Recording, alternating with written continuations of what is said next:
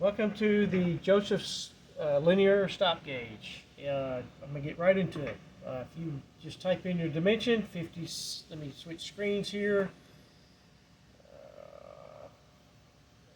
If you want to do 25 and 1/4, we have a screen here with all the fractions on here. You hit 25 and 1/4, and it automatically goes that dimension. The operator has paperwork. And then, so the next dimension, let's say arbitrarily, is 45 and 1/2. It automatically goes. So the operator just goes off the paperwork and it goes down to about 10 thousandths of an inch accuracy. We're comfortable with that. Let's switch gears and go to a different segment feature. You go to a different keypad. This is a quick dim feature. So say the operator is cutting SDL bars and cuts a lot of the same size. Instead of keying in the dimensions and making a mistake, I've got it pre-programmed for like 9 3/8. It automatically goes to 9 3/8. You cut your part and you go. 25, 45 and 1/8.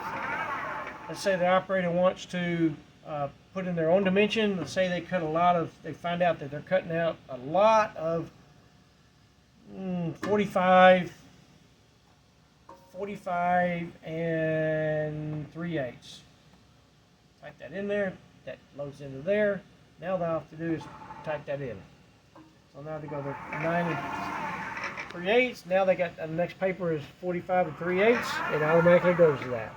I can hit this Save Quick Dim, and it saves it. I don't want to save it, so the next time I boot it up, it won't save it. If I want to save it for the next time, because we do it every day, I hit save, and it save it. Yes, I'm not going to do that in this case. Now, let's say you're cutting a part that's 2 inches long, and you physically cannot do it because you can't get, the saw won't let you cut a 2-inch part. In this case, you type in a stop block. This wood block that I picked up off the floor is 7 3/16.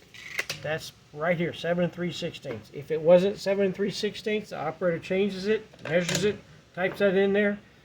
Now if they're doing a stop block, and we're doing a stop block, we're going to do it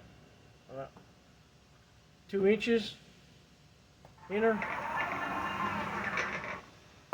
Now they cut their part, that's going to be 2 inches exactly. Last value input is 2 inches, and now it's going to calculate with the stop block, and when you cut the part that comes off the saw is going to be 2 inches. Now it's too tight to load to unload, so you hit the unload feature, and now you can get the part out of the saw. Now you go back to standard cutting again. You want to cut a part, your next piece on the part is 45 and 1/4. There you go. That's basically the unload feature, the stop block feature. When you finish the end of the day, you hit exit and you can load back up. When you load back up, it's not going to save the quick dim unless you saved it to the hard disk. In that case, it's going to come up every time you come up. The operator has complete control of the quick dim. They can clear the quick dim. If I clear it, that clears everything. Now the operator just starts typing in their quick dim. Let's say it's 25.135, enter. Let's do it in one that's 9 and 3/75, enter.